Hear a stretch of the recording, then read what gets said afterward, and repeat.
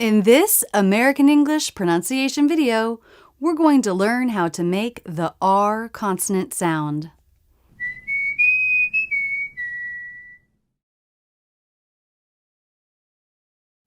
This is truly one of the hardest sounds in American English.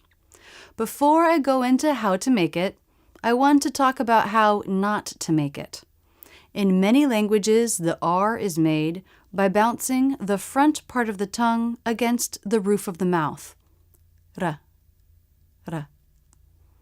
In American English, this sound is the T or D between vowels, but it's quite different from the American R.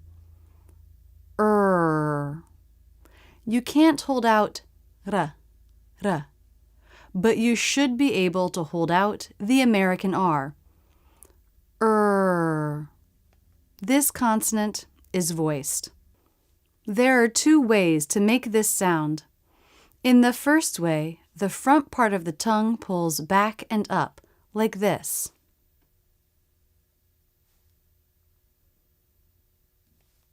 The tongue can be stretched so it's long and skinny, or it can be pulled into itself so it's fatter and thicker, and that's what we want here.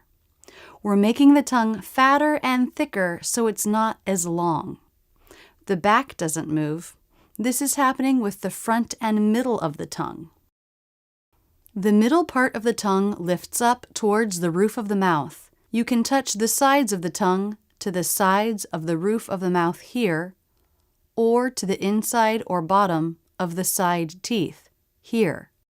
The front part of the tongue is hanging in the middle of the mouth, not touching anything. This sound is forward and focused because of the position of the lips. The corners come in, pushing the lips away from the face. This lip position will be a little more relaxed when the R comes at the end of a syllable. We'll compare this way on the left with the other way to make an R on the right. The R can also be made by flipping the tongue tip up. The lips flare the same way. Some native speakers make the R one way and some the other. Native speakers get the correct sound no matter the mouth position. But I've found that non-native speakers often drop the jaw too much in this second method, and it makes the sound hollow. The jaw doesn't need to drop very much for this sound. So keep this in mind as you work on one of these two methods. Here's the R sound on its own, not part of a word. You can see the lips flare. Think of creating a little space between the inside of your lips and your teeth. Notice how little jaw drop there is. We don't need to drop the jaw to pull the tongue back and up. The word rest. When the R is at the beginning of a word, we tend to make the lips a tight circle. Again, little jaw drop as the middle of the tongue lifts to the roof of the mouth.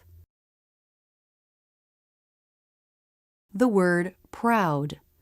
When R is in a beginning consonant cluster, the lips may not be as tight as in a beginning R. The word mother. At the end of a syllable, the lip position for the R is definitely more relaxed than a beginning R, but the lips still flare. Here we compare the lip position of the beginning R in rest above to the ending R in mother below. The ending R lip position is much more relaxed. Thinking about the lip position will help you make a better R sound. As you work on this consonant, practice very slowly, thinking about all three things at once: very little jaw drop, the tongue position, and the lip position. Remember, you can hold out this sound, so that's how you want to practice it. Hold it out for 5 or 10 seconds.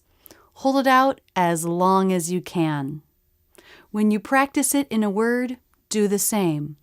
rest, proud, mother. The R sound. Rest, proud, mother. Example words. Repeat with me. Read, read. Great, great. Try, try. Later,